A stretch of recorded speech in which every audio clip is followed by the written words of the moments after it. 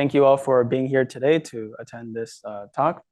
Today's primer is going to be about large language models and biological foundation models. I'm going to give some background ideas about these models and then how they can be applied to biological data.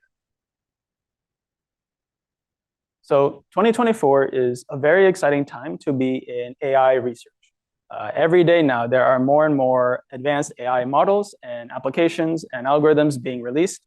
The ones on the slide here that I've listed are just a sample of what I've been seeing on my computer shared around Twitter in the past 1 or 2 years. In the past just 1 or 2 years, we have had advanced image generation models, biological models, and very advanced AI models, generative AI models coming out of large companies.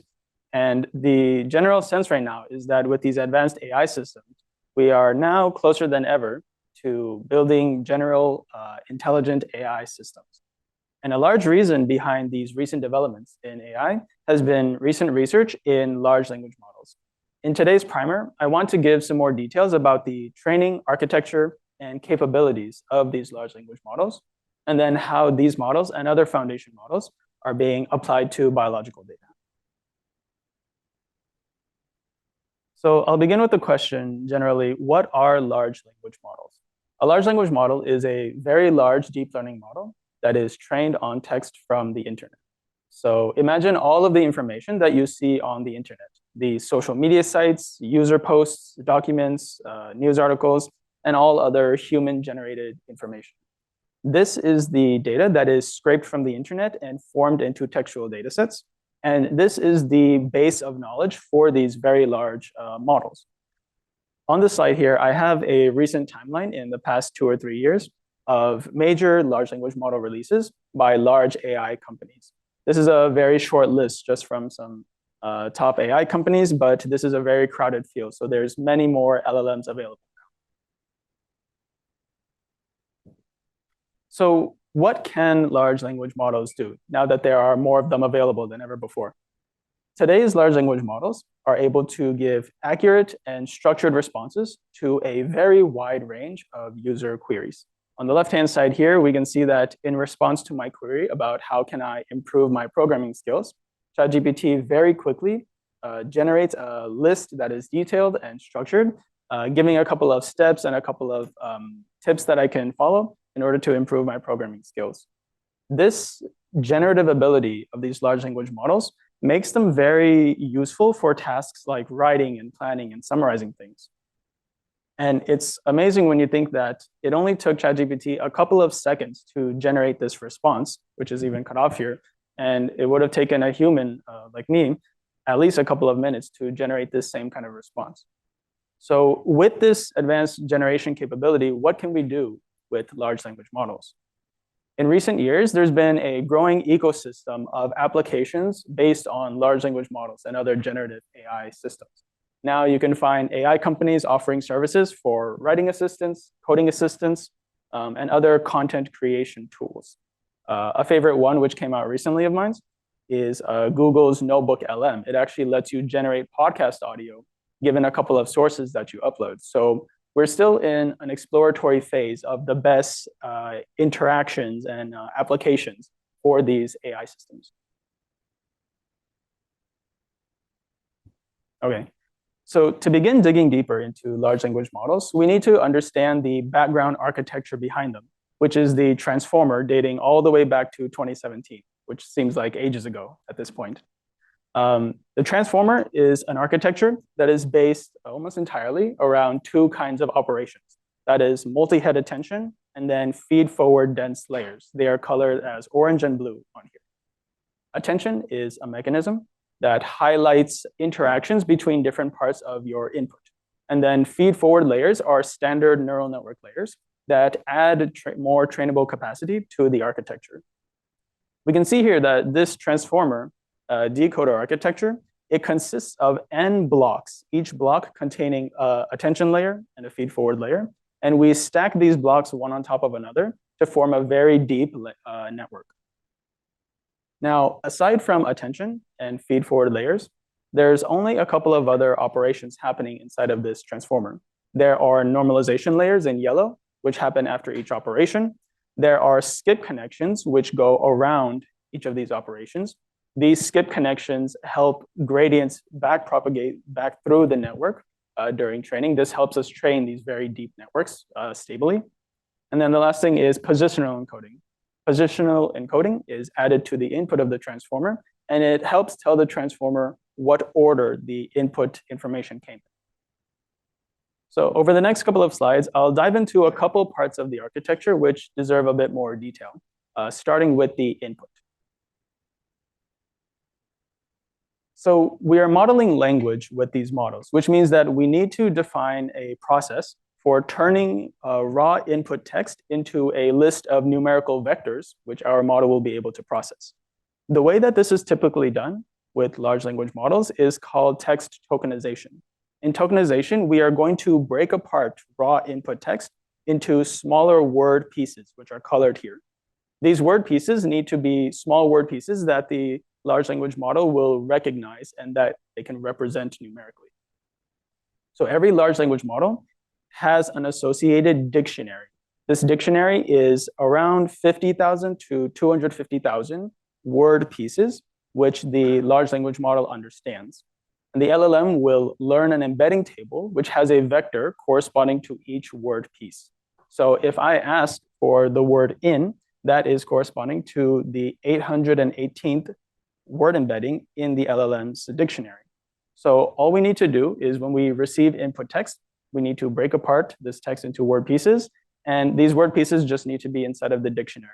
And the LLM will be able to represent it. Now, at minimum, this dictionary is going to include at least letters, numbers, and special characters. So at least what we can do is break apart the text into characters, and we will be able to encode it. But we can do better than that because the tokens will also include words, and so we'll be able to use less tokens to represent the entire sentence. A typical algorithm that LLMs use to come up with this dictionary is called byte pair encoding. Byte pair encoding is where we look at our raw text, we look at which words and characters frequently occur next to each other, and then we're just going to iteratively merge frequently occurring pairs. When we merge a pair, that is added to our dictionary, and when we do enough merges, we get up to our 50,000 dictionary.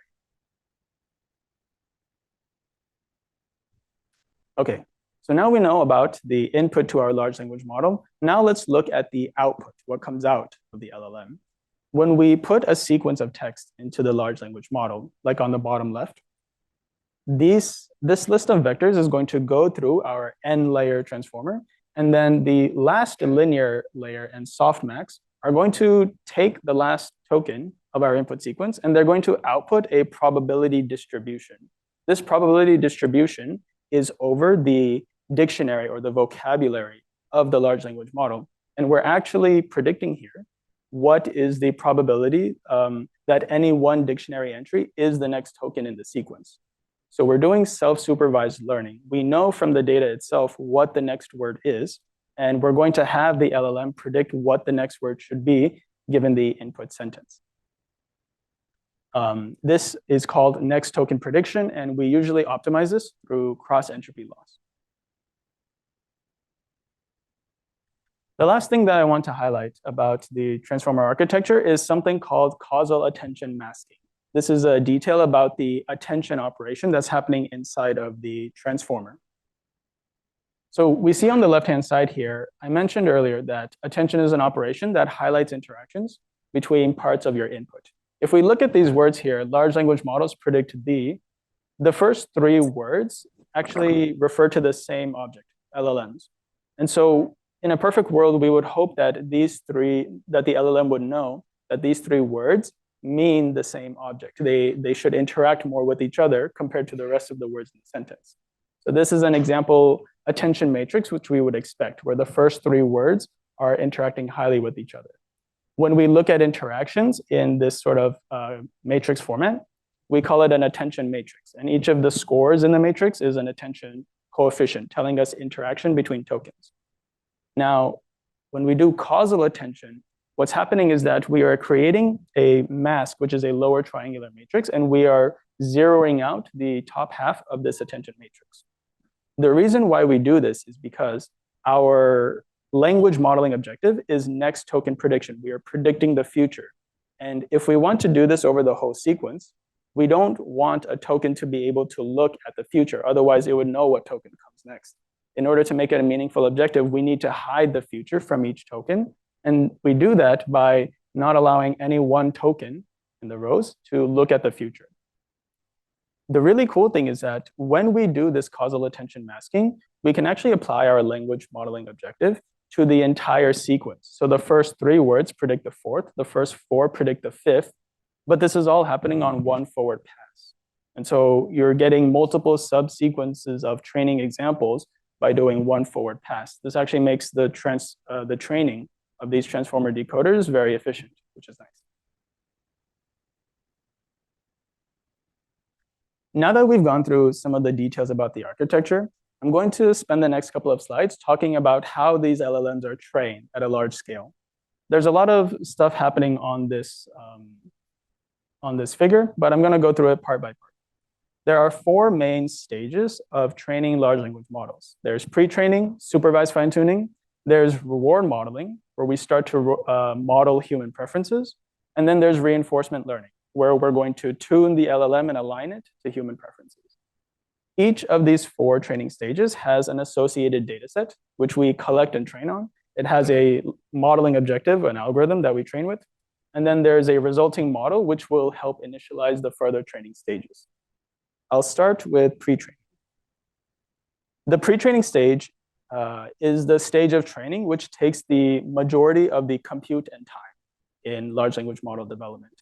In pre-training, our data set is the raw, the web scrape of the raw internet. So the scale which we're talking about here is trillions of tokens and words gathered from the internet. So it's a very large data set, high quantity, low quality, because we can only filter the internet so much. We're doing our language modeling objective, next token prediction, over the internet. And on the slide here, I have an example of the text corpus, which was used to train GPT-3. Common Crawl is the web scraped data set which they use. We can see here, though, that OpenAI actually included a couple of other sources of textual data. The intuition here is that you want to have a large amount of training data, but including some higher quality sources of information, like Wikipedia articles or some textbook data sets. Those are higher quality textual data than random JSON queries, which you might find on the internet. So some companies will actually upweigh these smaller but higher quality sources of textual data during pre-training. Now, the scale of pre-training is massive. We have a very large data set, and we need thousands of GPUs over several months of training to actually train in this phase. So only like large AI companies with a lot of backing can kind of attempt this stage of training. Yeah. Do you know what the source of Common Crawl is? Is it the internet? Or? Yes, it's the internet. I believe there's a company which performed Common Crawl, and they keep adding more textual data sets. So it's an open source data set. Like, I think we could download it. Wouldn't that already include Wikipedia? It would, but if they want to specifically process Wikipedia, filter it a bit more, and upweigh its like how prevalent it is in the data set, they might have it separately. Yeah, okay. But it brings up a good point that Common Crawl will include a lot of data sets that are on the internet. So like things like test set contamination and data leakage is a big problem with LLMs because it sees so much on the internet. Okay, in the next stage, which is supervised fine-tuning, our data set is going to become lower quantity but higher quality. We're going to shift from training on the entire internet, and we're actually going to, if I'm a company, I'll hire a group of labelers. I'll give them a set of prompts, and I'll have those labelers generate ideal responses to these prompts. We want to supervise fine-tune this LLM to start being better at answering questions. The base model, it's like a autocomplete engine that's good at completing text, but it's not good at conversation. Now in supervised fine-tuning, we are going to actually train it with the same language modeling objective to give better responses to input prompts. This stage takes a couple of hundreds of GPUs and a few days of training. So this is sort of a smaller fine-tuning stage. And the resulting model is called the supervised fine-tuned model, SFT. This model is deployable. And if you ask it questions, it will give you some good responses because we're tuning it to be conversational now. But it's not the best performing kind of large language models. The best LLM models are the ones that have gone through reinforcement learning, which is the next 2 stages of training. Moving on to reinforcement learning, the next 2 stages is where we're going to align LLMs to generate more human preferred responses. Now, that's a very tall task. Like, how do we model what responses humans are going to like? What we're going to do is in the reward modeling stage, which is the 3rd stage, we're going to shift our dataset collection focus from generating ideal responses to actually ranking existing responses. We will have our LLM generate a lot of example completions or responses to prompts. And we're actually going to start collecting ranking information. If you used ChatGPT before, you might have actually done this, where it gives you 2 or 3 completions and you select the best one, whichever one you prefer. When you do that, you're actually providing future training data for them to train future reward models. What we're going to do is, out of, let's say, 10 responses to a given prompt, they will have professional labelers rank them in order of preference. So we're gathering ranking data, which is a ground truth for what kind of responses do humans prefer more. Maybe one describes the data better, maybe one had the code commented more nicely, and so on.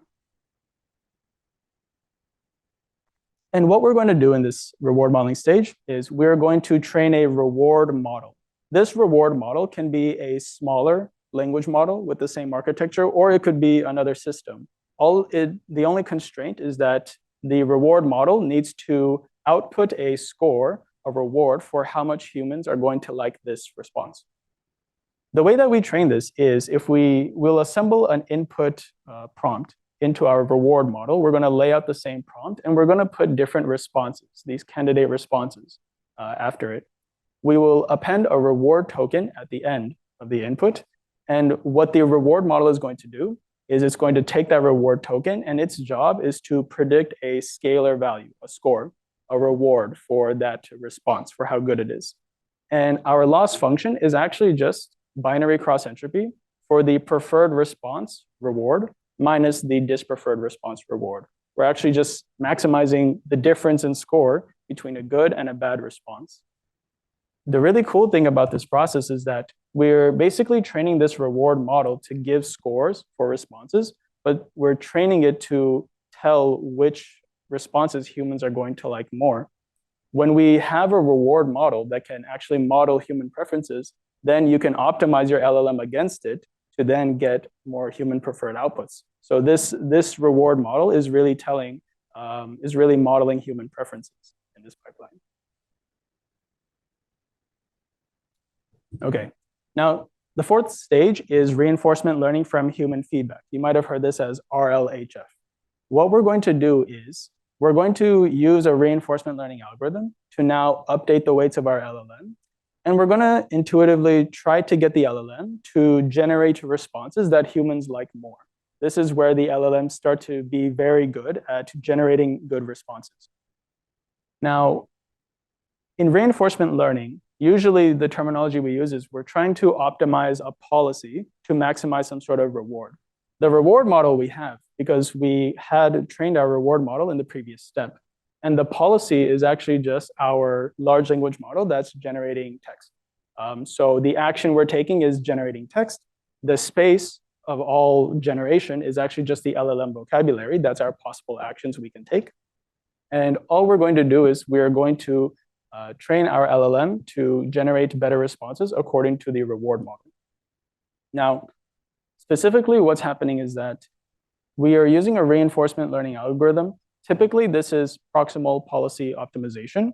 This PPO algorithm is going to update the weights of our large language model, and it's going to try and boost the probabilities of next token prediction of generating good responses. So the first prompt and response here in the top row, it was assigned a reward of 1.1. This is pretty high relative to the rest of the batch. Since this reward is high, PPO is going to update the weights so that the first response, the probabilities of generating that response are increased. and it'll downweigh the other responses that have less reward. So we're literally training the LLM to boost the probabilities of generating human preferred responses according to the reward model from the previous step. So the last two stages with reward modeling reinforcement learning were a little bit more complicated than the first two steps. And so we have a question on why do we do this reinforcement learning? Now, in practice, what papers have found is that reinforcement learning models, they tend to generate better responses. They're more aligned to the kind of responses that humans like. The figure on the right-hand side is from an OpenAI paper in 2022. And they basically showed that the top two models in yellow and red generate more preferred outputs compared to supervised fine-tuned model in green. And that one in turn is better than the base models. So in practice, this seems to work better. And an analogy which I kind of like to think about here is that when we're doing pre-training and supervised fine-tuning, it's sort of like a student studying from textbooks. You're learning by looking and trying to study textbooks. When you switch to reinforcement learning, that is like when you go to a teacher and they're grading your essay or they're giving you feedback. You're getting some discriminative input from a teacher that's helping you improve your outputs. You're modeling to their preferences. So that's sort of like an analogy for reinforcement learning. Another sort of way to think about this is that if you're trying to generate data yourself for these stages of LLM training, sometimes it's easier to rank between different responses to generate ranking data rather than trying to generate perfect ideal responses to train the LLM. So the data collection may be a little bit easier with ranking data. Okay, now that we've gone through some ideas for developing large language models, I'm going to spend the next couple of slides going through some ideas for how do we make LLMs generate better outputs? How do we make them more efficient and more useful? The first major idea I want to talk about is scaling laws for large language models. This is a big idea. We've developed this large framework for training and developing large language models. Now, how does this scale? How does performance improve as we throw more data and compute at it? What this study found is that if you look at the performance of large language models, which is cross-entropy loss on the y-axis here, and you put either compute, data set size, or the number of model parameters on the x-axis, as you increase these things, there's actually a very predictable increase in the performance of large language models. The really significant thing that they found was that you can actually fit equations and really predict how the performance is going to improve if you train with more compute or if you give it more data. Now, some of the general takeaways that they found was that the relationship between performance and compute was a power law. As they did more training runs with more and more higher capacity models, the loss was increasing along this sort of power law curve. And then the other thing which they found is that there's a relationship between the amount of data that you train on and then the number of parameters of the model. Basically, when you increase your data set size by a certain amount, you should also increase the number of parameters you're training with so that your performance is not bottlenecked by data or model capacity. The next really big idea is about chain of thought reasoning steps. So these large language models, they have very strong generation capabilities. But if we think for a moment about how we generate output, when I am sort of generating output, either speech or written text, I'm at the same time as I'm generating, I'm also reasoning about what I've just said or written. I can backtrack, I can go back and correct myself, or I can think about what I've said. And so I can have some sort of intermediate reasoning process. But if we're just giving large language models input and output like responses, it doesn't get the chance to do that reasoning process. So the idea about chain of thoughts is we ask the LLMs or we encourage them to generate intermediate outputs. This is especially apparent on mathematical questions, where if we ask the model some math questions, the performance steadily improves if we have the model output some intermediate mathematical steps before generating its final response. This was shown pretty robustly on mathematical and reasoning data sets. Now, this first paper, which generated intermediate reasoning steps, was called Chain of Thoughts. This is not the only way to do chain of thoughts or intermediate reasoning processes. On the right-hand side is just an intuition for we can actually generate multiple chains of reasoning processes, and we can backtrack and have the LLM go through different reasoning paths and pick the best one. So this is sort of forms a tree of thoughts, which was another idea recently. And this performs better than just no intermediate reasoning steps. Is tree of thought basically what they released with O1, or is that something else? Yes, it is. It is. Okay. So very recently, OpenAI came out with the O1 models, and we don't know the exact details about how they are implementing chain of thoughts. They, keep it within their team, but they are doing some sort of intermediate reasoning steps. And that's why if you ask O1 a question like I did here, how many houses can we build on Mars? There are some intermediate steps that are very helpful to know. What's the surface area of Mars? How much space does a usual house take up? And this O1 model, it'll spend 20, 30 seconds thinking about it. And you actually have the option to expand some of the intermediate steps that O1 thought about before it gave you the final answer. So it was calculating a couple of these things. So we don't know how the tree of thought works, but for the chain of thought, like the earlier version of this idea, is like part of the model basically breaking down the prompts into other questions and then generating results for that? Or do you know how that works? Yes. So in some problems like mathematical questions, like for some data sets, we do have the intermediate states, and we can really train the LLM that the intermediate state should be this, and we can train it using our language modeling objective. We don't know too much about how the O1 models do it, but we do know that they use reinforcement learning to do that. So they either do some sort of reward modeling or reinforcement learning on example outputs where either humans or, that we've generated the intermediate reasoning steps to encourage the model to put out intermediate reasoning steps before it generates the final answer. So they likely gathered some data where they put out a lot of intermediate reasoning steps and trained it using reinforcement learning for that.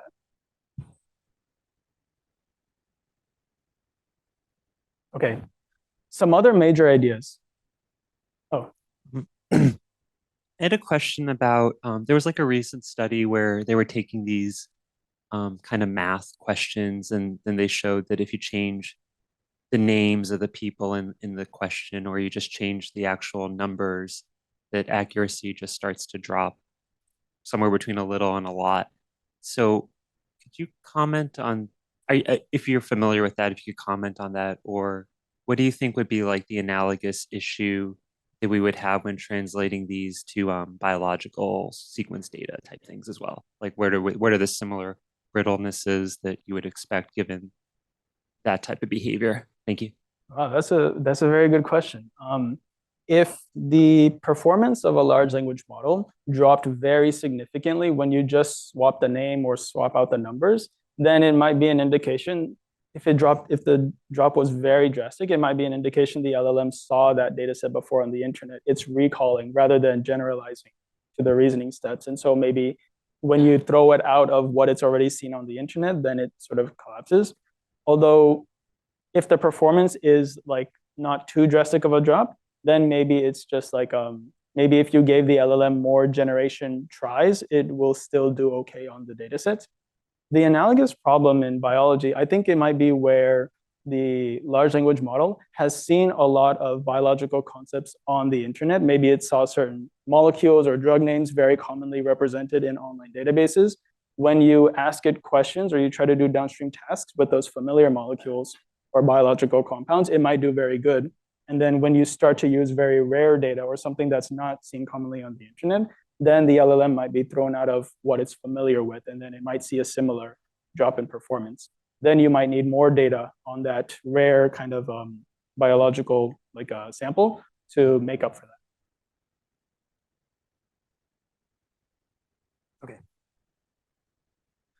So another major idea in large language models that's really important is long context modeling. So we saw before that we are putting in a sequence of text into our large language model, and we are embedding it into some word vectors. Now we add positional encoding to these words, and that tells us the length of our input. Large language models have a maximum length, a maximum number of word pieces that they can accept as input. And that's called the context length. This context length is one of the really big limitations of large language models because the longer your context length, the more information you can put into the input prompt. You can imagine if you're doing medical question answering, it helps a lot if you put relevant medical or biological text in the context before you ask the LLM the question. It helps it generalize and give a good answer. But if you do not have enough context length, you cannot do that. So LLMs are limited by their context length. There's quite a lot of work on how do we extend this context length and let LLMs take more things as input. Now, there's too much research in the long context modeling field to go over, but I'll just go over one idea for some intuition here. Let's say that we are doing positional encoding using a popular positional encoding method, maybe rotational positional encoding or ROPE. ROPE does positional encoding by rotating vectors. If two word pieces are very far apart, then they will be rotated far apart. It's a continuous rotation that's applied to the input vectors. This is one way of doing relative positional encoding. Now, if we trained our large language model to have a sequence input length of 4,000, and then at inference, we have some unseen range going up to 8,000. What we can do, and what some people have shown, is that you can actually interpolate and kind of squeeze your input sequence to fit within the normal range of positional encoding. You can interpolate your rotations and just put more points in between. And because these rotations are continuous, the LLM is actually still able to discern what tokens are in what order. This works for certain positional encoding methods like rotational positional encoding. And so this is one way people have sort of gone around this issue. There are other methods like compressive methods, but in general, we're trying to find ways that the LLM is able to accurately represent what order tokens came in when it receives longer context. Is the rotational positional encoding something people use for natural language? Yes. Do you have any intuition for why rotational modeling might be helpful here? Yeah, so with positional encoding, what you're really trying to do is you're trying to tell the LLM somehow how far apart different vectors are, so that when you do attention, if there's two similar words right next to each other, they have very high interaction score. But if they're very far apart, they may be in completely different documents. You don't want them to attend highly to each other. So a good positional encoding method should change or should do something to the vectors so that the very far apart words don't attend very highly to each other. When you rotate the input word embedding vectors, if you rotate them far enough in that attention matrix, they won't be as similar because you're literally moving them farther apart in this rotation space. So by applying rotation matrices. So that's sort of how, for the far apart vectors, when they rotate it far apart, the attention score will not be as high. If you're able to change the attention scores to reflect distance, then the LLM will understand these vectors are far apart.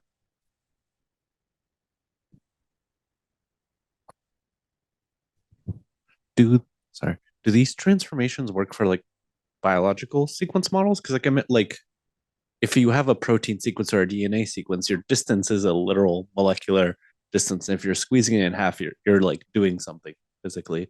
So have people tried these on those domains, and do they seem to work? That's a really good question. If you're modeling textual biological data, then most of this will still work because you're modeling language.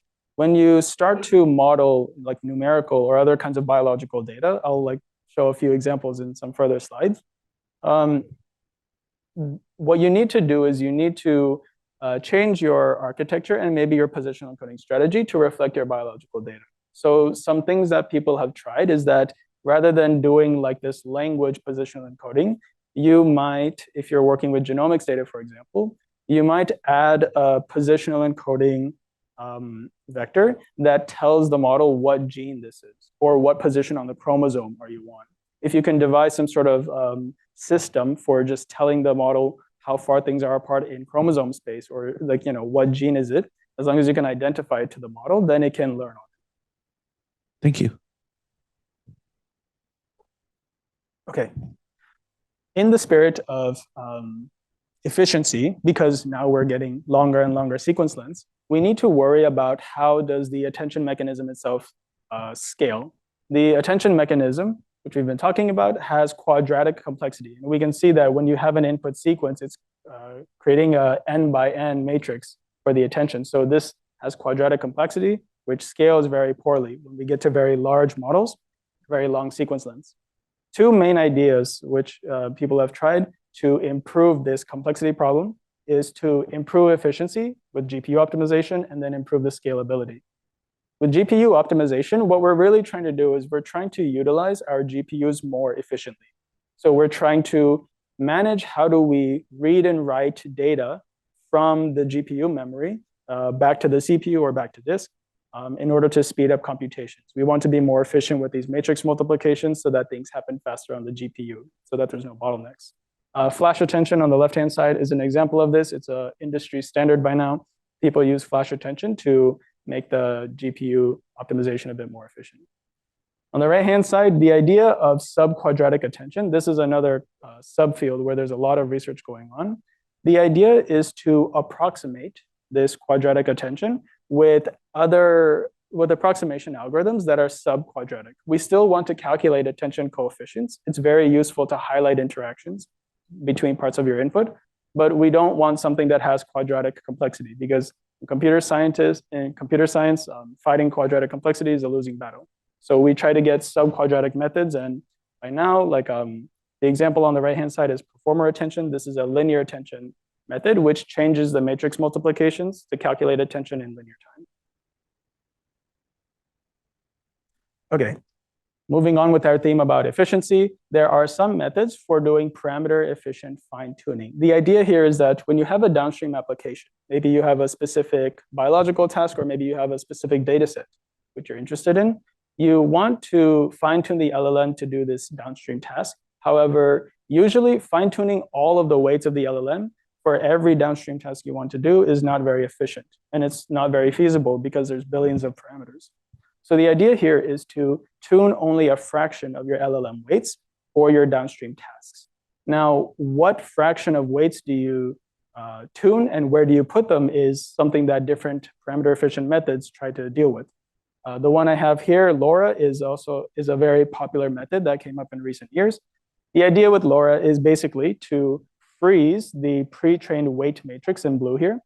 We freeze that, and instead of training all of those weights, we're going to train a smaller subset of weights in orange. We're going to project the data down into a lower dimension or a lower rank, and then we'll project it back up. These two matrices, they take up less parameters than the original weights, and we're basically fine-tuning the LLM in a lower rank space. This decreases the amount of parameters we need to tune, and in practice, it still performs decently well.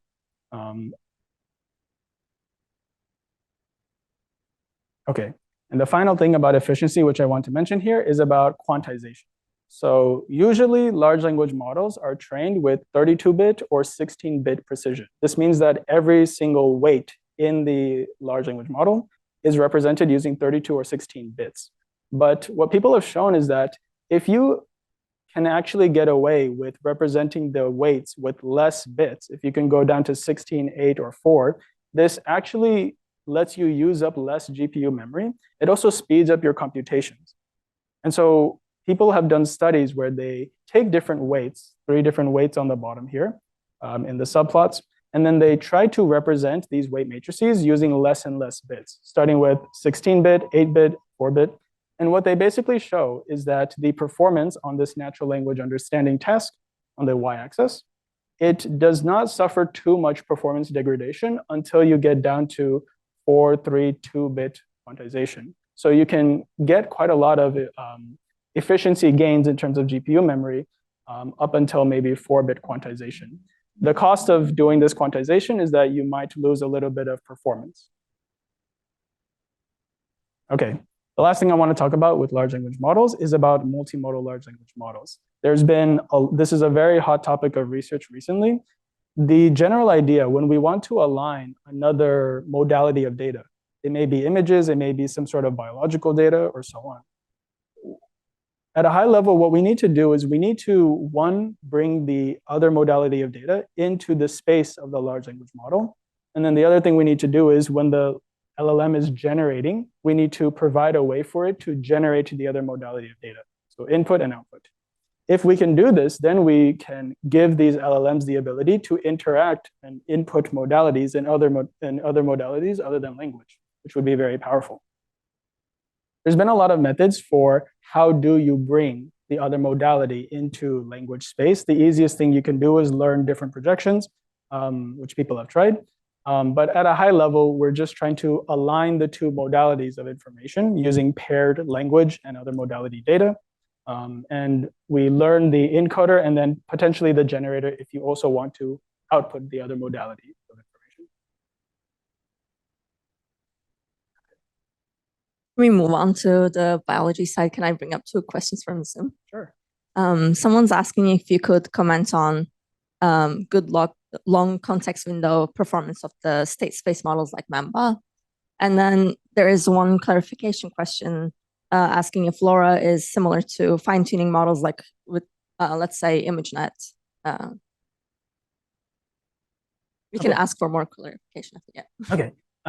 So for the first question, Mamba was a very interesting model which came out recently for modeling long-range interactions. So the Mamba architecture, it's based on state space models, which have a little bit more theory behind how do you parameterize the previous context in the models in order to keep enough information in recurrent architectures as you keep processing more and more input. I'm not deeply familiar with like the theory behind state space models. They do seem to have very good capabilities for modeling long-range interactions. I think they've been shown to do pretty good on like book summarization tasks where you're trying to summarize an entire book that's put into context.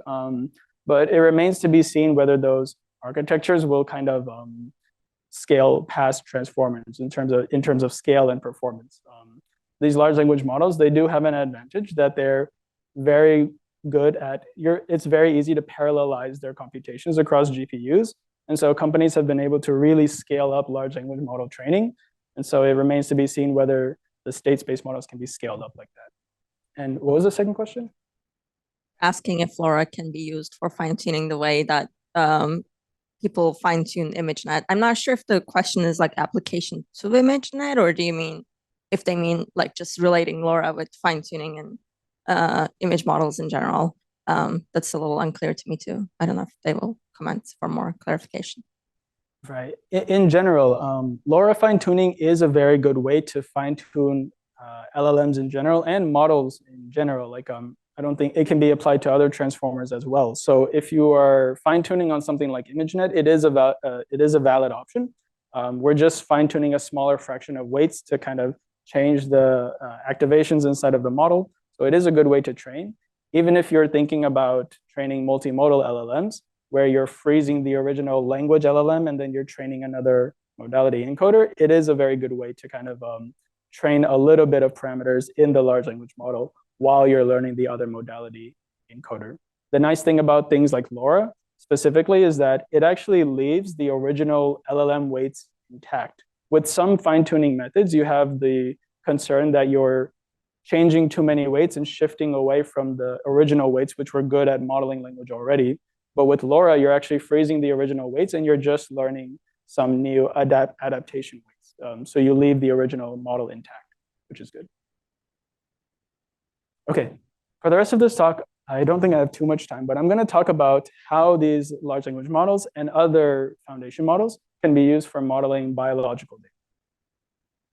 So just like I mentioned on the first slide, right now is a very exciting time to be in AI research. There's just as many biological foundation models coming out now.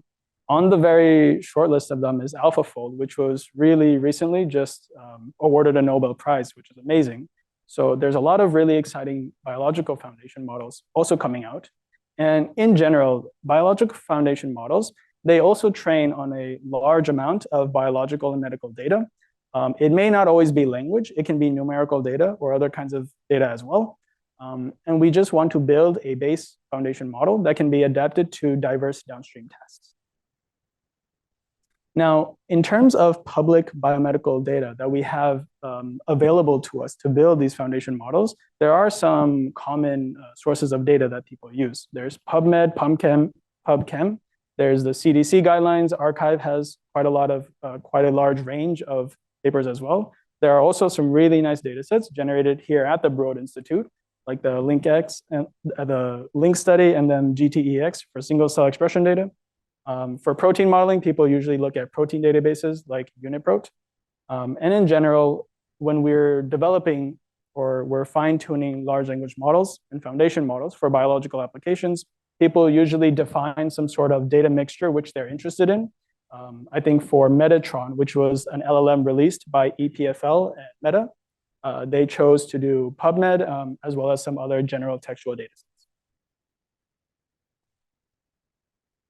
So there's been a growing group of models that have been trying to tune language models in order to be better at biomedical applications. Metatron, which I just mentioned, is a very good example of this one. This is sort of a graphic from their paper about the development of biology and biomedical focused LLMs since 2020. Now, the performance on this graph is in terms of medical question answering data sets. MedQA, it's a good benchmark task for how well these language models respond on medical questioning. And it's a data set which the performance has been steadily increasing on. In 2023, the closed source models like GPT-4 and PaLM-2 from Google managed to get very high scores on these data sets. So over 80% performance in medical question and answering. Just last year in 2023, the open source models, mostly based on the Llama LLM architecture, started to catch up. But in terms of like fine-tuning these biological LLMs, the open source models still lag behind the industry private models a little bit. I'm going to switch gears now and get more into single cell RNA sequencing data, which our lab is interested in.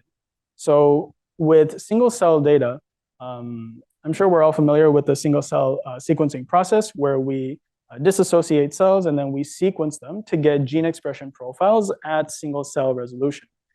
The developments in single cell sequencing technology in the past decade have really increased the throughput and the amount of data that people are able to generate. And in the recent few years, there's been large-scale data atlases generated, such as Human Cell Atlas and the Cell by Gene by the CZI Institute.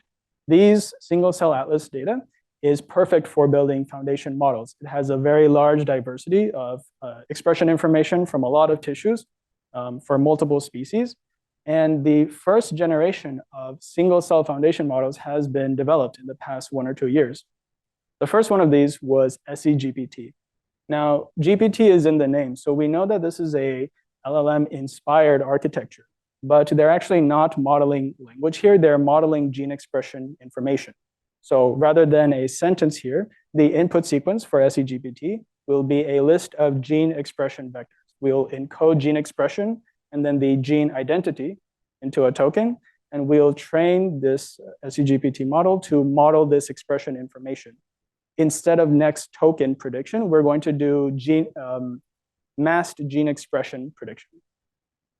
So GPT was trained on data from the Cell by Gene public data atlas. So it was around 33 million cells from mostly humans and mice.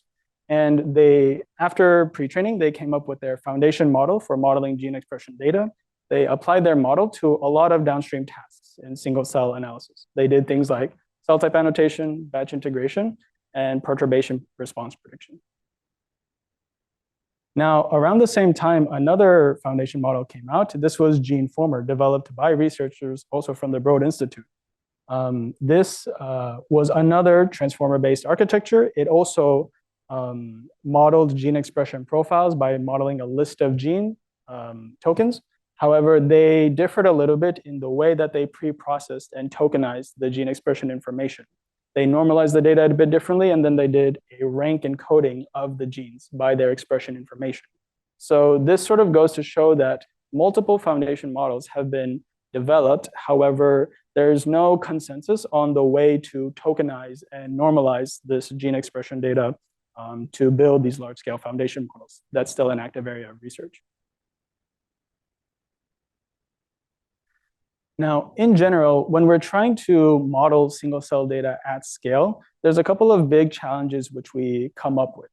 A lot of the challenges in natural language have been not completely figured out, but they're much more developed and matured. In single-cell data, we're still dealing with a couple of challenges. The first one is multimodality. Multimodality means when we look at a single cell sequencing study, there is numerical information from the gene expression values, but there's also a lot of multimodal information associated with the study that gives a lot of important information about that data. You have the text from the manuscript and the abstract itself. You have cell type annotations, maybe disease labels. And then there's also prior knowledge about biological concepts on the internet. These might take the form of gene set databases, or they may be knowledge graphs on the internet about single cell concepts. So there's quite a lot of sources of information, which is hard for one model to integrate by itself. Some other challenges which are more well established in single cell sequencing data is the sparsity and noise that's inherent in the sequencing process, and then also the batch effects between samples. And then the last idea, which I'll kind of leave everyone with today, is about the benefit of pre-training on text when we're thinking about language models. So when we're thinking about building foundation models, should you start from scratch and learn on your data, or should you try to initialize from a pre-trained model, like a language model? In natural language processing, it's been pretty well established for many years now that building a general model by pre-training it on textual data and then fine-tuning it for a specific application, it works better than creating narrow task-specific models. The earliest example of this I found was in 2020 with BioBERT. BioBERT took the strongest language model at the time, which was BERT. It fine-tuned it for some biological datasets, and it was able to outperform both BERT and the state-of-the-art task-specific models at the time for their biological tasks. So this was in 2020, and the language models have only gotten stronger since then. So it's in natural language processing, it's pretty well established that pre-training helps. And some intuition, which I kind of hold for this, is when we pre-train on natural language and when we train on data from the internet, there's a very large amount of biological and medical concepts on the internet for the model to learn from. On the right-hand side is a visualization of PubMed literature, just one data source on the internet. There is a lot of information which the model can learn. So, can I just listen to? Oh, yeah, sure.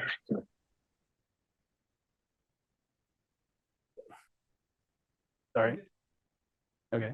So there's a lot of general concepts and information which the model can learn from on the internet. And building representations about these general concepts during pre-training helps the model when it's trying to fine-tune and adapt for downstream tasks.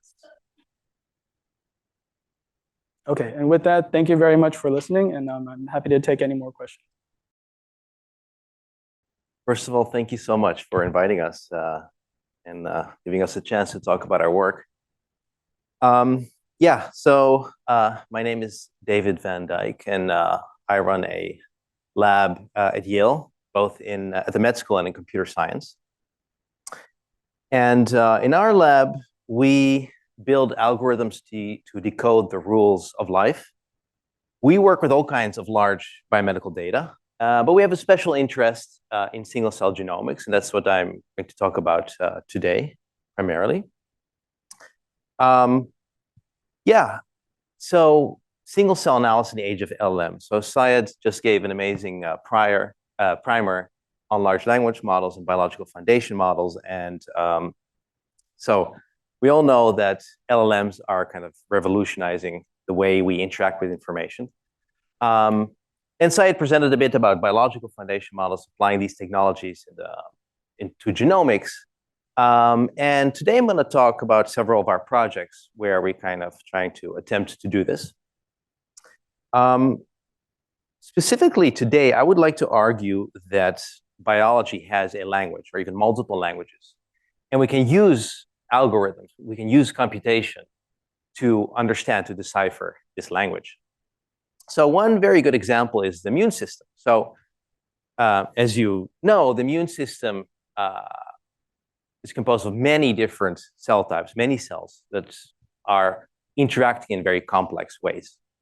And one way in which cells communicate, as you probably know, is using cytokines or chemokines. So we can think of those in some sense as words. But generally, they occur in concert, many different cytokines, chemokines together. And together, these signals, you can imagine, form sort of sentences. through which cells communicate with one another. So you can imagine that if we were to understand this language, that means we could listen to cells, we could even talk to them. So the ability to decipher this language is really important because it allows us potentially to control the system, right? Imagine you can talk to cells and tell them what to do, or they can tell you how they're feeling or what's wrong, right? That would be the dream. So the first project I want to talk about today is an algorithm that we developed with CinemaT. Is where we actually attempt to learn this immune language using a causal inference framework. So let me start with a question. So imagine you encounter an uncontacted tribe. So you're the first to make contact, and you don't know their language, they don't know your language, and you have to learn to communicate with them. How would you go about doing this? So perhaps first you would listen, right? You would try to see kind of, are there any patterns in the way they speak, in certain sounds? Then perhaps you would try to interact with them. You would make some simple gestures or words or even simple phrases. You would make guesses and initially, and then observe the outcome. And then from there, you would improve. You kind of make a model and you would adapt based on feedback. And gradually, potentially, it would allow you to communicate. We essentially apply these same principles to biology. So biology has been uncontacted, if you will, for billions of years. And only very recently have we started to contact it and start to talk with it. And I would say in very primitive ways still. But we apply the same principles to decoding, for example, cell communication. We listen, we do measurements, right? We collect data. Then we talk to them, we do perturbations, we stimulate the cells in different ways and see how they react. And then with this feedback, we develop models. We try to understand the language in the hope to communicate with these cells and understand what they're doing and potentially to manipulate them. Or, I mean, manipulate sounds bad, but to maybe convince them to change in different ways. So, yeah, so I guess I'm arguing that perturbing cells is like talking to them. Or if you want to talk to cells, one way is to kind of perturb them, stimulate, treat them. And this is something that we do a lot, especially at an institute like this, where you do large-scale experiments, where you do all kinds of drug, genetic perturbations, all kinds of ways to perturb, to stimulate cells and see how they react, and then build your models and try to learn this language. However, there is a challenge, there's a problem. Because if we take cells and we stimulate them and we try to observe their response, and let's say you would want to do this at the single cell level, because there's a lot of heterogeneity and every cell is different. So you would want to know exactly how an individual cell reacts to a stimulation, a drug or a genetic perturbation. The problem is we cannot really track individual cells across perturbations because fundamentally the measurement is destructive. The moment you measure a cell, at least, fairly high dimensional, there's of course, live cell imaging, but it's very low dimensional measurements. But high dimensional measurements, such as single cell RNA sequencing, the moment you measure the cell, you destroy it. So you can only measure it once. But ideally, what you would want is you want to measure the cell, let's say in a control condition without stimulation. And then you want to perturb it with the drug or genetic perturbation or whatever it is. Then you measure it again, because then you truly know the sort of causal difference, the causal effect. What was the true effect of that perturbation on that cell? That's not possible. What you need in this case really is a time machine. You measure the cell. In the process, you destroy it. You take your time machine back when it was still alive, and you measure it again. We don't have a physical time machine, but through inference, through computation, we can build, if you will, a computational time machine. That's what we set out to do in this project. So what is the solution? The solution is to infer so-called counterfactuals. So counterfactuals is this idea from causal inference, and it's essentially asking what would have happened if. So through causal inference, this framework, which is called the potential outcome framework, we can match cells across conditions based on confounder signals, and I'll explain in a bit what that means, to identify these counterfactual pairs. essentially pairs of cells where you can say it's the same cell, or it's essentially the same cell, but in a different condition. So to do this, we focus on separating confounder from treatment signals. So there are many sources of variability in a population of cells. A subset of those sources of variability are due to the treatment. Whatever you perturb the cells with, and they change. But some signals, or a lot of them, have nothing to do, don't correlate with the treatment. For example, you have different cell types, there's cell cycle, there's all kinds of sources of variability that have nothing to do with the response to the treatment. We call those confounders. So you can kind of imagine that the data comprises of confounder signals and outcome signals, so where the outcome signals correlate or are a result of the treatment.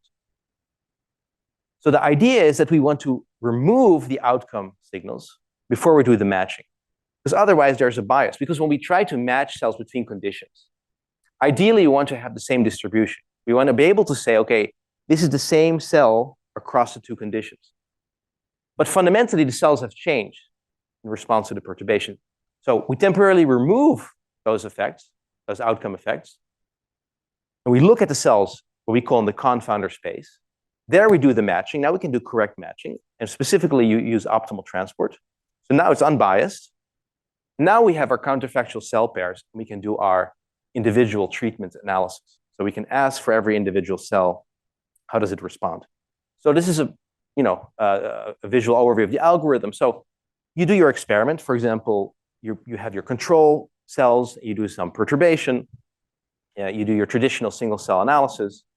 Then we actually use independent component analysis to separate different sources of variability. We split those in confounder and outcome signals.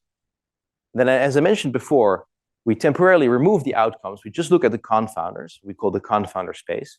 In that space, we perform optimal transport. We match cells. We obtain our counterfactual cell pairs. And now we can perform treatment effect analysis, but truly at the single cell level. We can ask for every individual cell, how did it respond, as opposed to asking it for how does the whole population respond. So the outcome, the result, are these counterfactual cell pairs. So we can ask for every individual cell, how does it respond to stimulation? Because different cells will respond differently, or maybe not. Now, this is where things get interesting. So now that we have this framework where we can ask questions about how do individual cells respond to a treatment, we can ask questions about what happens when you have multiple treatments. Specifically about synergy. For example, if you have two different perturbations, when you combine those two perturbations, does something different happen than when you apply those perturbations separately? Is there an interaction? And the reason why I bring this up is that that there is a fundamental relationship between this and language. In fact, I would like to argue that synergy is some form of a proto-language. So let's take a natural language, right? We have a sentence with words. The meaning of a word is highly dependent on the context. In fact, two words, when they occur together, might have a completely different meaning when they do not occur together or occur with other words, right? So there's interactions, there's nonlinear effects. And of course, in natural language, we have many like higher order effects when you have interactions, when you have many words, and it's more complicated. But I would say that this sort of nonlinear interaction between words, is synergy, is the fundamental building block of language. And that's why we are studying it here. We wanted to ask, are there such interactions in biology, specifically in immune responses? So in this case, we can measure treatment effects to individual perturbations, but also combinations. And we can use this idea to quantify what we call a synergy score. So what we simply do is ask, when you take perturbation A and perturbation B and you add them up, do you get the same as when you stimulate the cells with perturbation A and B combined? Or does something special happen? For example, is certain gene expression higher than you would expect, or is it lower than you expect? Any deviation means that there is an interaction. There's a synergy effect. And again, that idea is fundamental to language. It's sort of a building block. I call it sort of a proto-language. Okay. So now let's apply this idea. So we aim to understand the language, immune language, language of cytokines. And my amazing collaborator, Jeff Shizuka, carried out this experiment. Well, he took healthy donor PBMC and stimulated the cells, both acutely for 2 days or chronically for 7 days, with a number of different cytokines, both individually as well as combinations, and then measured the effect through single-cell sequencing. And the question there was, how do different cells respond to different cytokines, and how do they respond to combinations? Is there something special going on? So we measured individual conditions, as you can see here, interferons, IL-6, et cetera, but also several combinations to specifically ask, are there nonlinear, are there synergistic effects? So first of all, when you just look at individual perturbations, our framework, our Cinemotif framework, is able to quantify these individual treatment effects.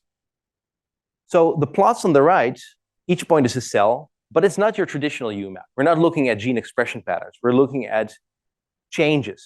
So every cell actually is a cell pair, is a counterfactual cell pair. So it shows how cells change. So here on the left, we see the different cell types. You're used to seeing this plot. There's B cells, T cells, monocytes, et cetera. Okay, nothing special.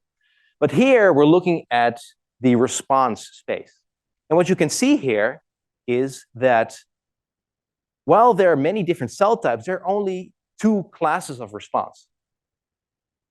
So there's only 2 ways in which the cells can respond. In fact, there's one cluster where you have the T cells and NK cells, and another cluster which is largely monocytes. So this shows, and by the way, this is one specific treatment. This is interferon beta treatment. But this demonstrates that we can use our individual treatment analysis using our causal inference framework to ask, how do individual cells respond? And do they respond in similar or different ways? And here you can see there's really only 2 ways in which they respond. But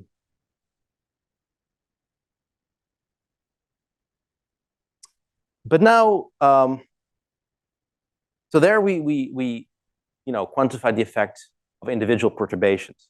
But as I mentioned, we're really interested here in sort of deciphering this language. We're interested in combinations. So let's look at these combos. So I introduced this idea of the synergy score, where you can quantify how combining 2 perturbations is different, or the effect is different from stimulating cells separately with these perturbations, or how much you deviate from that. And we devised a synergy score, as you can see here on the y-axis. Here's broken down by cell type. And you can see very clearly that monocytes show very strong synergy scores. So in this case, especially monocytes were synergistic, meaning that they had a different response to cytokine combinations than the individual cytokines. In fact, they particularly showed this synergistic effect for interferon beta plus these 3 different cytokines, such as TNF alpha, interferon gamma, and IL-6. And it turns out that these combinations essentially trigger a synergistic response to multi-signal inflammation. And we found that this showed an inhibition of actually neutrophil chemotactic signaling, as well as induction of monocyte chemotactic programs. So these synergistic effects cause some kind of downstream chemotactic expression. So what this shows is that our approach not only can identify responses of individual cells to perturbations, but it can identify synergistic nonlinear effects. And in some sense, you could call this a combinatorial logic, these nonlinearities. And that is the first step to understanding a language. And we only measured, up to 2 combinations, but there might be higher order interactions. Maybe some different things will go on when you have 3, 4, or 5 cytokines. Of course, the challenge there is that you have this huge combinatorial space. But I think it would be super interesting to kind of scale up this experiment, maybe in some clever ways where we can scale it, to really start to infer the logic, the language, because I think we just scratched the surface here. Okay. So now that we have kind of established this idea of biology as a language, why not use state-of-the-art language tools or natural language processing to tackle this problem? So in the second project I want to talk about is called Cell to Sentence, where we teach large language models the language of biology.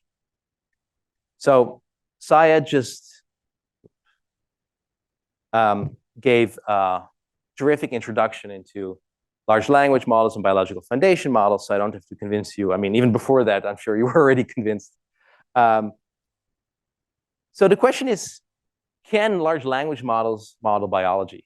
Well, clearly LLMs are good at language. I mean, they're really fantastic at modeling language. We also know that they're pretty good at learning new languages. So an LLM that's been trained on English has a much easier time learning a completely new language than if you would train it from scratch, because there are similarities between languages, right? I mean, of course, you might be familiar with this idea of the universal grammar, Chomsky. There are similarities between languages, right? They have some fundamental building blocks that is the same. So if you know one language, it's easier. Also for humans, you know, one language is easier to know another language. So if we assume that biology has a language, why not perhaps we can use LLMs to learn that language. So what does a biological language look like? So in the previous project, I was kind of talking about cell communications, where the cytokines, chemokines are kind of the words, they occur together into sentences. But another way to look at biological language in terms of more sort of genomic language, in the sense that genes, the units of biology, are the words. Individual cells, you can think of it as sentences, right? Where different words occur together in a certain context. Tissues, perhaps, we can think of those as paragraphs or documents, etc. So that might be a natural way of modeling biological language. So why would we actually use large language models to model single-cell data? So pre-trained large language models, so they've been pre-trained on natural language, they are inherently powerful. We know that they're smart, right, to a certain degree. They are very disappointing so far. Incredibly capable. And even though they're trained on language, they're much more than language models. They can do all kinds of diverse downstream tasks, right, such as math or whatever it is. In addition, the advantage of using large language models to model the biology is that it would allow for seamless integration of biological data and textual data. So I had already mentioned briefly that there's a huge amount of sort of metadata about biology in the textual form. This would potentially allow integrating all that metadata that we have with actual genomic data to have sort of a model that kind of understands both and can sort of translate or go back and forth between the two. And another huge advantage of using LLMs is that we can leverage incredibly rapid advancements in LLM infrastructure. So if you're at least somewhat following this field, you'll know that there's like every week there's a new model coming out or a new framework or larger context or billions, trillions of parameters. If you were to build your own models, you could never keep up with it. So if we get to leverage these incredible sort of exponential advancements in the LLM infrastructure, that would be an advantage, I would think. So I would like to argue that, instead of thinking about model design, so traditionally we have a problem, we have data, and then we come up with a model, new model, that's designed to capture whatever your data is about, how you want to approach your problem, how to answer your questions. You create a new system. Instead, what if we turn this into a data engineering problem? We say the model is already there. It's just a large language model. We're not going to mess with it. Instead, we're going to look at our data and we're going to modify our data, engineer it in such a way that we can feed it to the LLM. We're kind of turning the problem around. Because then we can use all of this. We don't have to create a new model. If tomorrow a new model comes out, great, we can just immediately use it. We don't have to change anything because our data is already designed to go to work with that model. Okay. So we have started doing this. And our framework is called cell-to-sentence. And we want to redefine single-cell analysis by using large language models. And this is not just one method. It's a framework that, in principle, allows you to do every single-cell analysis task just through LLMs. And we would like to, convince you that this is better, and there's many advantages to it, and it's an incredibly flexible framework. So just to give you a brief overview, we started with a huge amount of data. More data is more better. We collect lots of single-cell data, but not just single-cell data. Our framework can work with any kind of data as long as you can convert it into text. So we also look at bulk RNA sequencing data. We collect any kind of annotation that is available, cell types, tissues, drug perturbations, as well as sort of more elaborate natural language annotations. So I think gene sets is a great example of a lot of our biological knowledge is in the form of gene sets, right? Gene sets is a natural bridge between biological language and natural language, because literally you have a set of genes. Let's say these 50 genes are associated with Parkinson's disease. That's a bridge between biological language and natural language. And we've done that literally to translate, right? Humans have created this because we don't understand biology. Genes don't mean anything to us. So we've created these gene sets through experiments to translate between biological language and human language. We can all feed this into our model, and then our model can learn to translate. We don't have to do it manually anymore. And of course, we have the papers themselves, right? If there's a data set out there, it usually comes with a paper where they did the analysis, and there's a lot of information in that paper in textual form, right? So it seems like a natural way to kind of, it makes sense to kind of leverage that data. So this is how we collect, the data. And then the idea of cell-to-sentence, again, it's a data engineering problem. We convert all this data into a textual format. We train the model, multitask. So it's a foundation model. So just like GPT is trained on all kinds of different types of data, we do the same thing. For example, we train our model on gene expression data plus cell type labels, tissue labels, diseases, species, everything. This is the pre-training phase. And then we have an inference phase where the user uses this model to do whatever they want to do. For example, they give it a cell and it predicts the label of a cell, the cell type, or it interprets a cell, or it translates a cell between mouse and human, or predicts the response of perturbation. Whatever you want to do, you can do that. In fact, you can use the system in a zero-shot way. When you use ChatGPT, it's zero-shot. You don't fine-tune. You just prompt it and it gives you an answer. But sometimes when you have a more specialized or more nuanced, difficult task, you may want to fine-tune your model on the task. We can do that as well. We can fine-tune the model on whatever task you're interested in. Okay. So at the core of cell-to-sentence is converting gene expression into textual formats. And it's actually very simple. We simply create cell sentences, we call them cell sentences, by rank ordering gene names by expression from high to low. That's it. So every cell becomes a cell sentence. In fact, we encode only the expressed genes. Single cell data is generally very sparse. So let's say there's 1,000, 2,000 expressed genes. We take those genes and we rank them from high to low. So Syed explained that we have positional encoding, which is an essential part of large language models. Now, in natural language, the positional encoding exists to encode where different words occur in a sentence, whether they're close together, far apart, what order they have, etc. In our case, implicitly, the positional encoding is encoding expression, because we don't encode expression explicitly. We just rank order the genes. But then the positional encoding is encoding the ordering, and thus implicitly the rank ordering is encoding expression. So it's a very elegant way of encoding expression with these language models.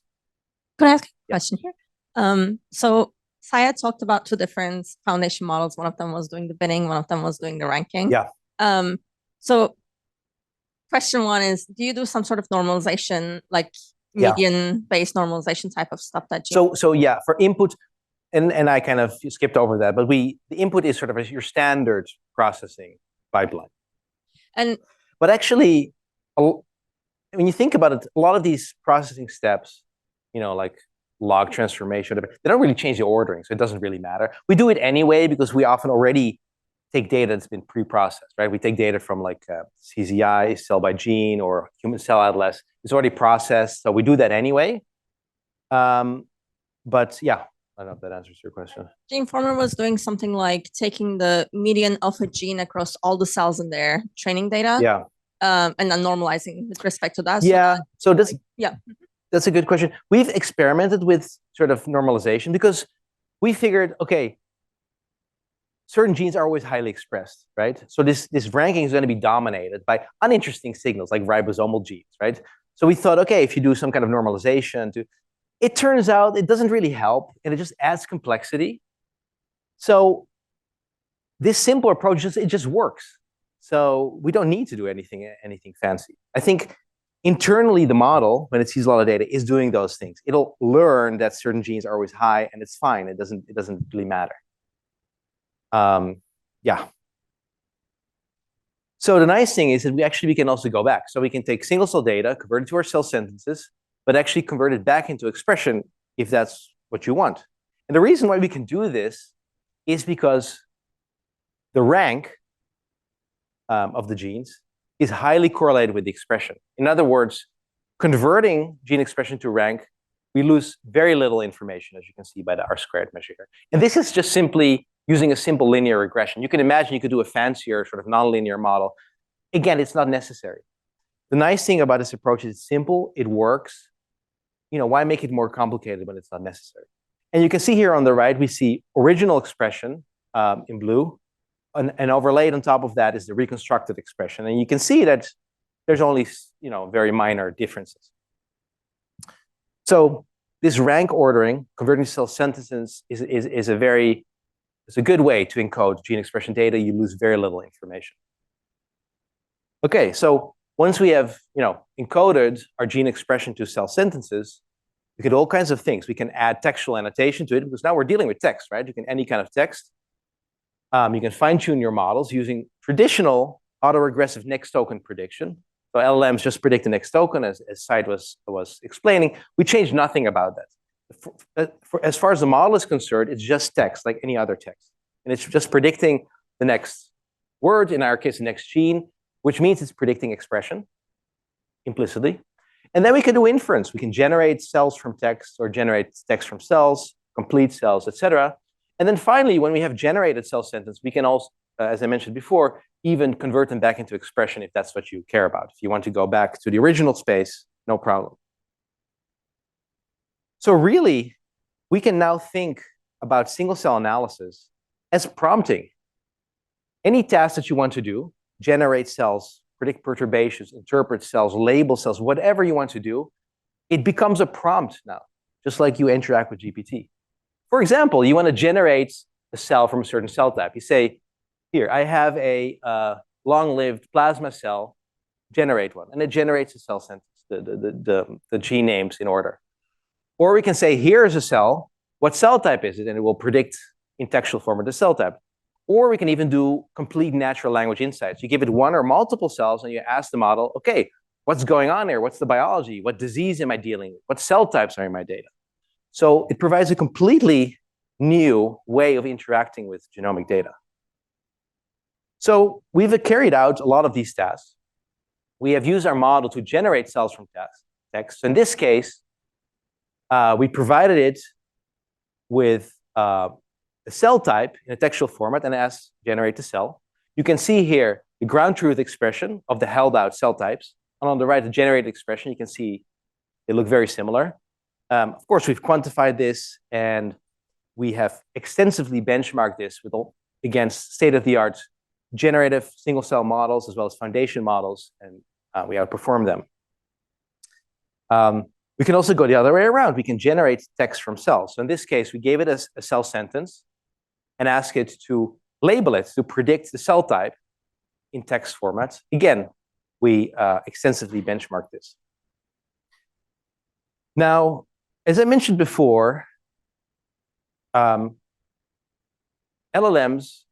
when they're trained on natural language, they have an easier time learning a new language. Even though they've never seen that language before, they understand the principles of language. And I mentioned that that could be an advantage for learning biological language, because learning biology, starting out with human language, might be easier than starting out from scratch. And we did this experiment. We trained models that were either pre-trained on natural language or we trained them from scratch. And we very clearly saw a huge boost when you start out with natural language. So that raises an interesting idea that natural language helps understanding biological language, and means that there's some similarity between our language and the language of biology, which I think is encouraging. Could I quickly ask? Here, is the accuracy based on reconstructing the order of the gene expression? I think this is a cell label prediction task. Okay. Yeah. But we see this across the board in any kind of task. There's a huge advantage. And we know that this is the case between other modalities. For example, pre-training on text and doing fine-tuning on images or vice versa. We knew that this was the case, but we didn't know that was the case in biology. So I think that's encouraging. So who here in the audience is a bioinformatician or does bioinformatics work? Yeah. So I have some bad news for you, because I'm going to take Delta is going to take your job away. Because we kind of set out with the idea to automate the bioinformatician.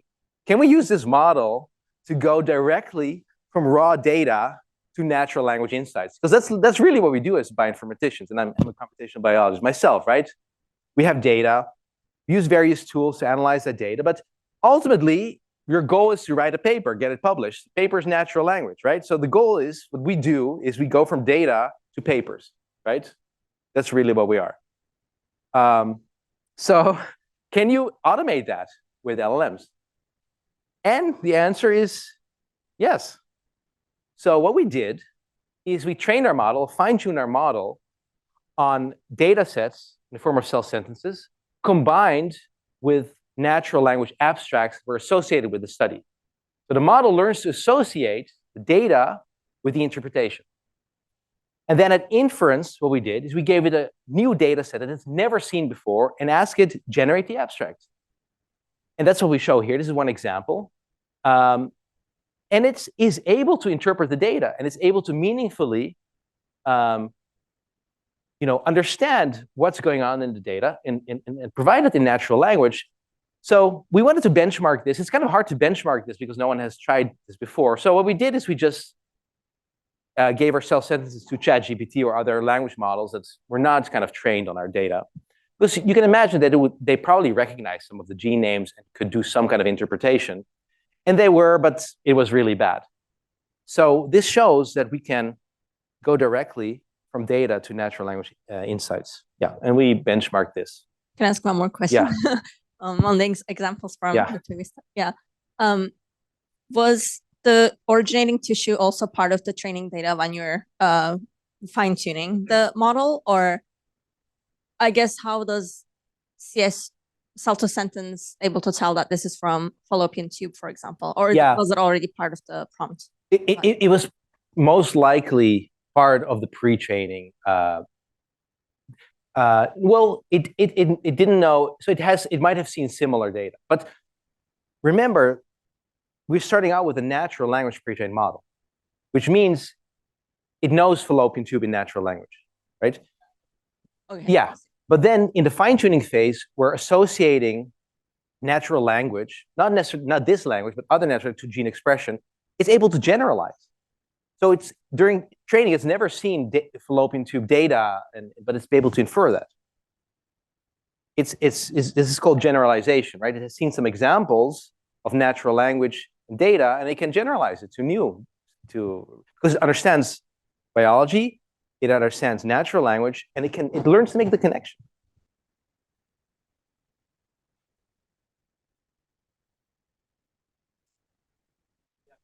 For this knowledge. Thanks. So in this natural language, large language models, there is all sorts of stuff embedded in them, you know. That's why we have dark web, whatnot. That's why we have this. This is the control. These models, and even they're way more powerful because we use GPT-2. And this was, I believe, GPT 3.5 or 4. These models were just trained on text. That's why we expected them to do something, not completely random, because they'll recognize some gene names and be able to interpret it. But this shows, and we did many examples, and we quantified this, that they do a really poor job at interpreting it. And this is GPT-4 versus our GPT-2 that's fine-tuned on cell sentences. And we made sure that our model has never seen this gene expression data, single cell data. So it was not in the training set. There wasn't even single cell data that was like. I mean, anything at all. It probably was, yeah, but what is like? That's the whole point, right? Yes, it has seen similar things, similar cell types, similar patterns, but that's the whole point, right? It can kind of repurpose that information in a meaningful way, recombine it to make these new inferences. Thanks. So another advantage of our model is that it's kind of species agnostic. It doesn't care if you give it a cell sentence that comes from a human cell or a mouse cell. It's just gene names rank ordered. And that's what we did. We trained it on mouse data and human data, but we gave it zero information on how mouse and human are related. So we didn't give it any information on sort of homology between genes or anything. We just gave it separately mouse cells, human cells, that's it. And then we asked, okay, what happens now if you take mouse and human cells and you kind of embed them in the same space? Because we can extract latent embeddings from a model simply by extracting really a sentence embedding. And this is an idea that's been used in language modeling, is you encode a sentence and you just extract the embedding from that sentence. In our case, a sentence is a cell, and we can extract that embedding of a cell, regardless if it's a human or mouse cell. And that's what we did here. So we took data, this is pancreas data, that was, I think, measured in the same lab. So it was kind of controlled in a sense that they used the same technology to measure mouse and human pancreas. And we co-embedded the data. This is what it looks like. The first one you can see, it kind of has a similar shape, but they're not overlapping. We don't expect them to overlap because mouse is not human, right? They should be separate. But there should be some similarity. And that's what we see here. It's colored by cell types. You can see that they kind of order in the same way. Now what we can do is something interesting. Because now mouse and human exist in the same space. And we can think of translation between species as a batch correction or a matching problem. So what we did is we took optimal transport, which is a way to match distributions, right? As I also explained or presented in the previous project. And we asked, okay, try to map the human cells to the mouse cells. And then we ask, does it correctly line up the cell type? And for a very large part, it does. So this joint space allows you to align between different species in a meaningful way. And it allows for a joint analysis. It makes things really easy because you don't have to kind of think anymore, oh, this is mouse, this is human. How do you, oh, these genes relate, these don't. Now you have a shared space where you can do shared analysis and kind of derive your insights in a much more convenient way. Excuse me, I have a question. Yeah. Can you go back to the slide where you had this gene expression profile and you were trying to predict the cell type? So you had a sequence of genes with yeah, this. So for example, at the inference time, you would give a sequence of genes, and would the cell type be the cell type which maximizes the likelihood of that sequence? No, we simply do inference in a generative sense. So we give it the cell sentence and then ask the model to complete the sentence. So it generates the next tokens, the next words. And we interpret that as a cell type. So it'll say, oh, this cell is a CD4 T cell. So it just produces text. And then we can look at that text and see, is that the correct cell type or not? Just like when you use ChatGPT, you give it a prompt and the model does next token prediction. It just completes it generates words to complete your prompt, which can be an answer to a question or whatever it is. We do it in the same way. We give it a cell sentence, and then the completion is predicting the cell type in this case. So it's going to complete the sequence based on the cell type that it has learned. Correct. Exactly. Exactly.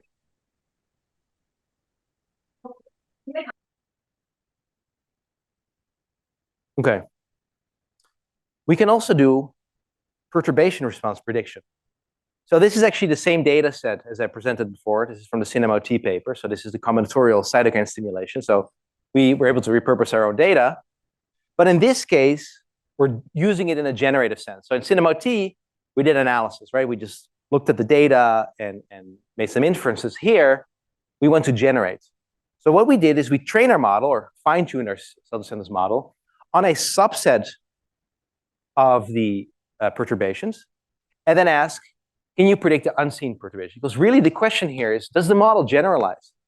Can it make meaningful inferences about data or conditions it's never seen before?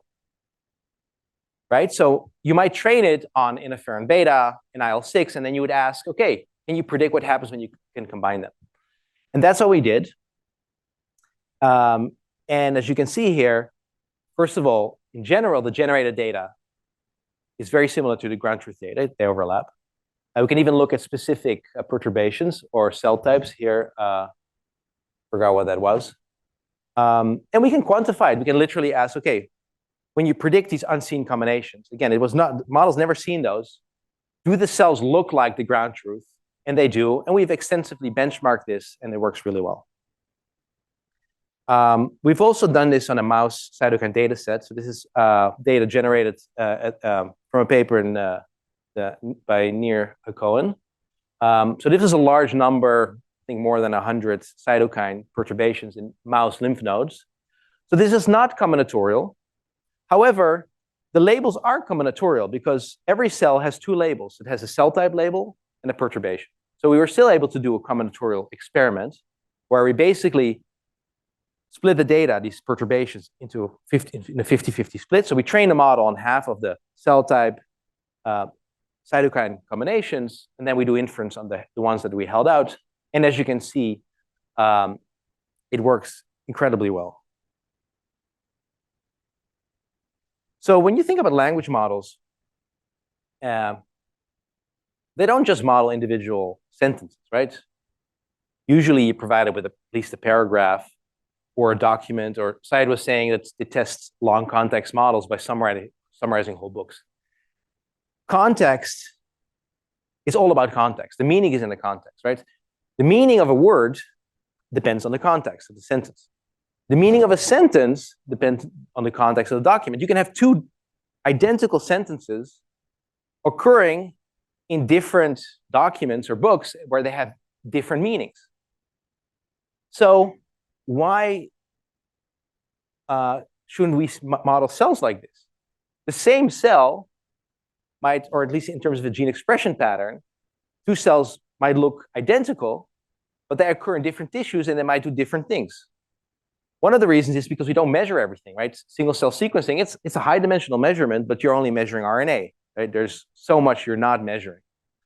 So the context really determines, for a large part, what the meaning, what a cell does, the function of a cell. Now, our model, our framework makes it really easy to model cellular context because instead of providing it one cell sentence, we can provide it 5 or 10 or 10,000 cell sentences altogether that were collected from the same data set, same tissue, maybe a spatial region when you're doing spatial transcriptomics, whatever your context is, you can encode those cells together in our model really easily. And then the model will understand, it will model the context, and it will learn relationships between the cells, between the genes, between different cells, et cetera. Exactly like how natural language works. So we've tried this, and actually we have built the first multicellular context foundation model, where we encoded either 1, 3, or 5 cells in one context.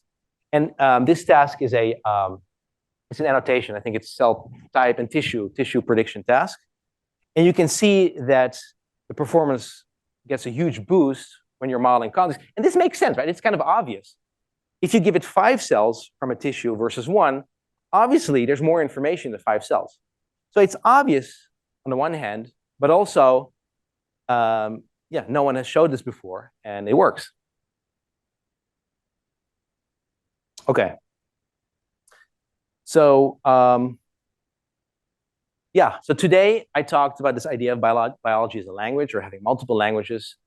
For example, cells communicating through complex structured signals. The idea of cytokines, chemokines functioning as words, and together they're sentences. Genes as words, cells as sentences, tissues as kind of documents. And then first I talked about CaLMFlow, this causal inference framework, where we can sort of uncover synergy, which is kind of a fundamental building block of language, by quantifying these nonlinear interactions between the cytokines. And then I talked about our framework cell to sentence, where we model cells as text, where instead of building models, we do data engineering. And we're kind of redefining single cell analysis by using LLMs, which allows us to interpret cells, generate cells, predict perturbations, perform cross-species, multi-species analysis, and even model multicellular contexts, as I just showed. So with that, I want to thank you for listening, and thank the amazing members of my lab, collaborators, sources of funding. We're now collaborating with Google Research to scale up our models, because you can imagine if you want to go big, Syed shows bigger is often better. We need the resources. So we need partners for that. And yeah, code is on GitHub. We share models on Hugging Face. We have tutorials API. So this is not a single project. Or a single method. It's a new framework. So if you're interested in contributing, finding new applications of our method, or just working with us or using it, please reach out. We kind of want to build a community around this technology. Thank you.